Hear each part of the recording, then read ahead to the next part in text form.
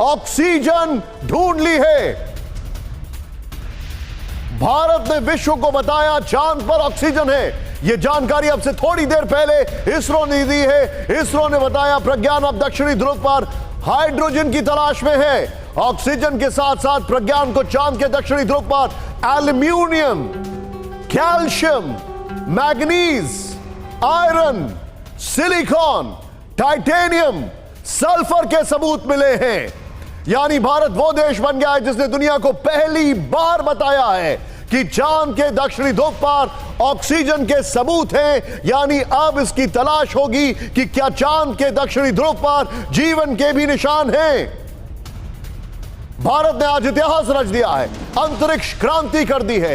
इसरो के वैज्ञानिकों ने आज दुनिया के बड़े बड़े अंतरिक्ष वैज्ञानिकों को एक बहुत बड़ा संदेश दे दिया है।